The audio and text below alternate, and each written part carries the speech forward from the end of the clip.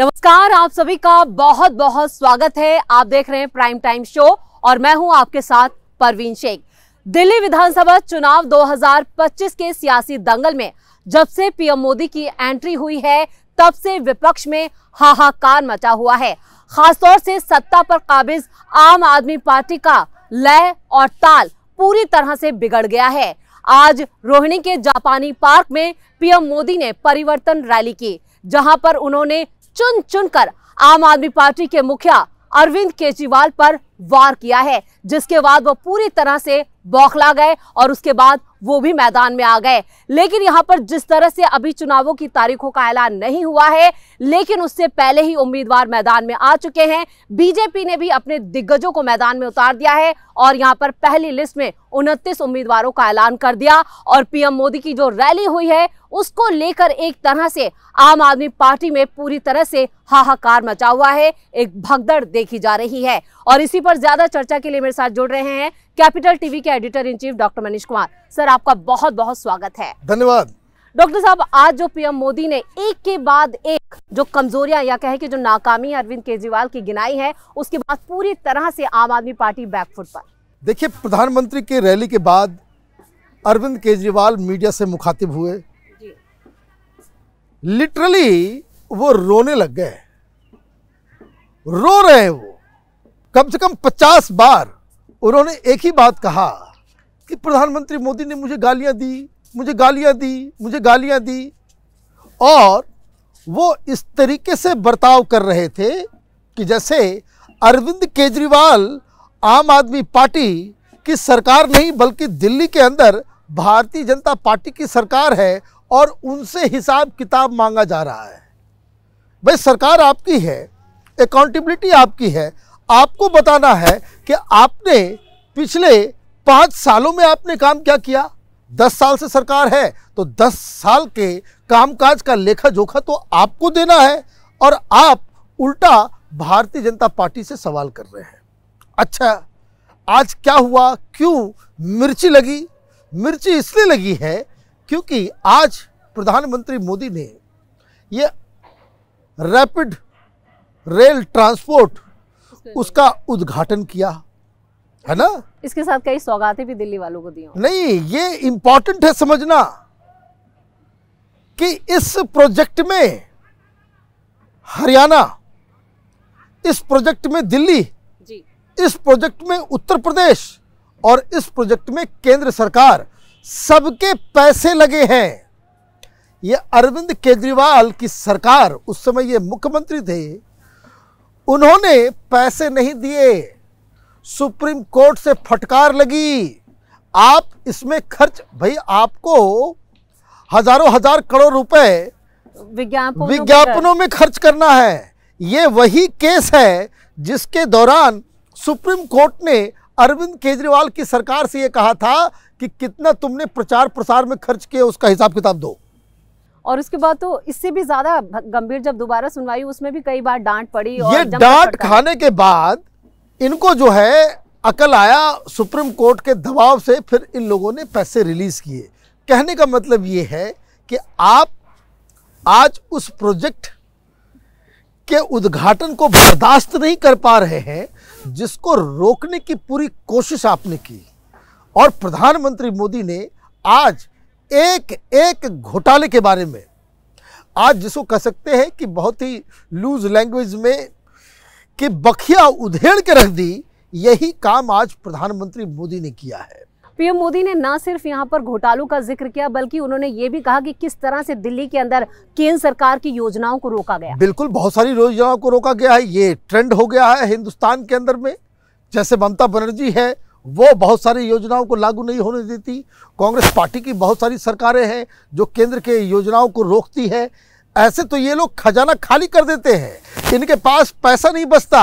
अभी ये हाल है दिल्ली के खजाने की कि अभी 1 महीने पहले आम आदमी पार्टी की सरकार ने 10,000 करोड़ रुपए कर्ज मांगे थे, लेकिन उसके लिए भी ये क्वालिफाई नहीं कर पा रहे। इस तरह की हालत खराब है कि ये किसी लायक नहीं बचे और दिल्ली को पूरी तरीके से इन लोगों ने बर्बाद कर दिया। अब दिक्कत क्या है अरविंद केजरीवाल अपने नाम से चुनाव लड़ रहे हैं। उनकी अपनी क्रेडिबिलिटी वो दांव पे लगी हुई है। जब से वो तिहाड़ जेल से आए हैं वो केजरीवाल नहीं रहे जो ये कह सके कि भाई मैं कट्टर ईमानदार हूं। इसलिए प्रधानमंत्री मोदी जो अटैक कर रहे हैं कि ये कट्टर बेईमान लोग जो है वो दिल्ली के ऊपर काबिज हो गए हैं। ये डिजास्टर है। ये आम आदमी पार्टी की सरकार, ये आपकी सरकार नहीं बल्कि आपदा वाली सरकार है जो दिल्ली को न सिर्फ, आप देखिए हकीकत क्या है, आप भी दिल्ली में रहती है, हम लोग भी दिल्ली में रहते हैं। सड़कें खराब, पानी की क्वालिटी बिल्कुल, जहां आप जाइए लोगों की एक ही शिकायत है कि कुछ इलाकों में छोड़ दीजिए जहां उत्तर प्रदेश से या फिर उत्तराखंड से सीधे सीधे गंगा के पानी का सप्लाई होता है, उसके अलावा जो ये पानी मुहैया कराते हैं उसमें गंदगी है, काला पानी आता है, बदबूदार पानी आता है। तो पानी भी दिल्ली का 50% इलाके तो ऐसे हैं जहां पर ये पानी भी मुहैया नहीं होता है। वहां पानी के लिए मारामारी है, टैंकर्स के लिए वहां पे खून खराबे पर लोग उतर आते हैं। देखिए इस तरह की तस्वीरें टैंकर माफिया पूरी तरीके से रूल कर रहा है पूरी दिल्ली के अंदर में। तो आप ये देखिए कि केजरीवाल के खिलाफ 10 साल की एंटी इनकम्बेंसी है। इनको बताने के लिए कुछ नहीं है कि आपने क्या किया। ये सवाल पूरी तरीके से गौण है। आपने दिल्ली वालों के लिए कौन सा इंफ्रास्ट्रक्चर नया क्रिएट किया वो नहीं मालूम। आपने दिल्ली में कौन से नए फ्लाईओवर्स बनाए नहीं मालूम। कितने आपने कहा था भाई 500 नए स्कूल खोलेंगे, आपने स्कूल खोला नहीं। टीचर वही खराब, लड़के जो है वो सबसे ज़्यादा, देश भर में सबसे ज़्यादा ड्रॉप आउट की संख्या वो दिल्ली में नज़र आ रही है।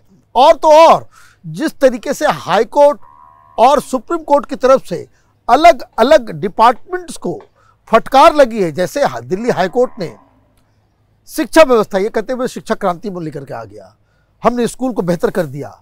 आपको मालूम है कि हाई कोर्ट ने 10 ऐसे स्कूलों को चिन्हित करके फटकार लगाई, इनके अधिकारियों को बुलाया, एजुकेशन सेक्रेटरी को बुला करके फटकार लगाई और ये कहा कि आप अपना काम करो नहीं तो मुझे कुछ एक्शन लेना पड़ जाएगा। क्यों? क्योंकि दिल्ली के क्लासरूम्स वो वहाँ फर्नीचर नहीं है, बच्चों को ड्रेस नहीं मिल रहा, बच्चों को किताबें नहीं मिल रही, टीचर एडहॉक पे है, उनको सैलरी नहीं मिल रही। तो ये वर्तमान की स्थिति है। लेकिन प्रचार तंत्र केजरीवाल का इतना तगड़ा है कि वो इन तमाम खामियों को पूरी अच्छी तरीके से वो छिपाने में कामयाब हो जाता है। प्रधानमंत्री मोदी ने आज यही जो छुपी हुई चीज़ें थी आज उसको उजागर किया। इसलिए अरविंद केजरीवाल पूरी तरीके से परेशान नजर आ रहे हैं। और आपने बिल्कुल सही कहा कि सुरताल जो है वो गड़बड़ हो गया है आम आदमी पार्टी का।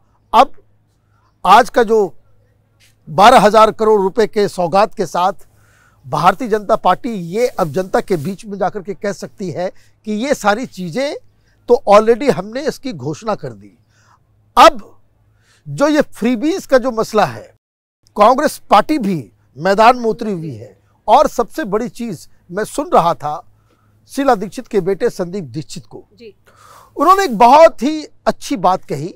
वो सांसद हुआ करते थे इससे पहले जी। ईस्ट दिल्ली से। उन्होंने एक वाकया के बारे में बताया। उन्होंने कहा कि देखिए, पहले भी अलग अलग किस्म की सरकारें होती थी, पहले भी मुख्यमंत्री अलग पार्टी का, प्रधानमंत्री अलग पार्टी का। उन्होंने एक वाकया सुनाया। उन्होंने कहा कि एक बार की बात है कि बहुत सारी योजनाओं को लेकर के हम लोग अटल बिहारी वाजपेयी के पास गए। मामला पॉलिटिकल था, कुछ सेंसिटिव भी था, और जो प्रपोजल्स हम लेकर के गए अटल जी बड़े नाराज हो गए। अटल जी कहे कि नहीं भाई ऐसे तो नहीं हो सकता, ये तो आप ऐसा एजेंडा लेकर के आए हो, ऐसा लग रहा है कि भाई कि चुनाव जीतने के लिए आपने ये पूरी प्लानिंग की है। तो उन्होंने मामलों को ठुकरा दिया। अटल बिहारी वाजपेयी ने कहा कि भाई आप लोग जाइए। तो सारे अधिकारी और ये स्वयं साथ में थे, एमपी थे, ये लोग वापस निकले। शीला दीक्षित वहीं बैठे रही। शीला दीक्षित ने अटल जी से कहा कैसे ठीक है, मीटिंग तो हो गई, मत कीजिएगा ये, तो क्या चाय भी नहीं पिलाइएगा।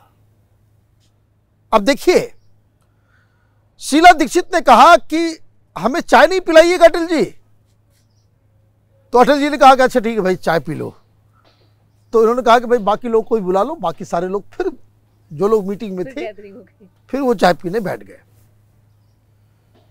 चाय पीते पीते जितनी मांगों को लेकर के गई थी शीला दीक्षित, अटल जी ने सारे फाइल्स के ऊपर ओके करके उसको पारित कर दिया। ये होता है काम कराने का तरीका। आप क्या करते हो?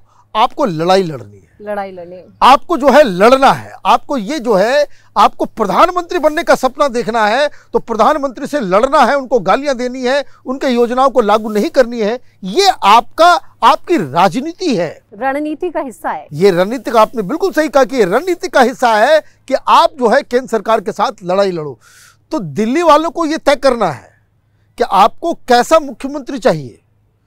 शीला दीक्षित जैसा जो केंद्र सरकार के साथ सामंजस्य बिठा करके लोगों की सेवा करे, या फिर अरविंद केजरीवाल और उसकी पार्टी के जैसा जो निरंतर डीडीए से लड़ाई, पुलिस से लड़ाई, सुप्रीम कोर्ट से लड़ाई, केंद्र सरकार से लड़ाई, एलजी से लड़ाई, पुलिस कमिश्नर से लड़ाई, सबसे आपको लड़ते हुए सरकार चलानी है। भाई मैं बार बार किस बात को कहता हूं, लड़ झगड़ के तो घर परिवार नहीं चल सकता। ये सरकार क्या खाक चलाएंगे? बिल्कुल। इस तमाम जानकारी के लिए और सटीक विश्लेषण के लिए आपका बहुत बहुत धन्यवाद। तो जिस तरह से आज पीएम मोदी ने एक एक करके जो वार किया है अरविंद केजरीवाल पर, और उसकी वजह से अब वो पूरी तरह से रोते हुए नजर आ रहे हैं, क्योंकि जैसे ही पीएम मोदी की रैली खत्म हुई उसके बाद वो खुद अरविंद केजरीवाल मीडिया के सामने आए और कहने लगे कि जब भी इलेक्शंस होते हैं तब बीजेपी आ जाती है और मुझे गाली देने लग जाती है। लेकिन यहाँ पर पीएम मोदी ने जो जो एक एक बात की है वो 100% सच है, क्योंकि आधे से ज्यादा वक्त अरविंद केजरीवाल ने या तो लड़ाई झगड़े में बिताया है या उनकी पार्टी और वो खुद जेल में भी यहाँ पर हवा खा चुके हैं। अब यही जो घोटाले हैं वो उन पर हावी नजर आ रहे हैं। एक तरह से पीएम मोदी की एंट्री के बाद इन चुनावों में बीजेपी जो है वो लीड लेती हुई नजर आ रही है। तो इस खास शो में इतना ही। वीडियो कैसा लगा कमेंट करके अपनी राय जरूर दें। वीडियो को लाइक करें, शेयर करें और कैपिटल टीवी को सब्सक्राइब जरूर करें। धन्यवाद।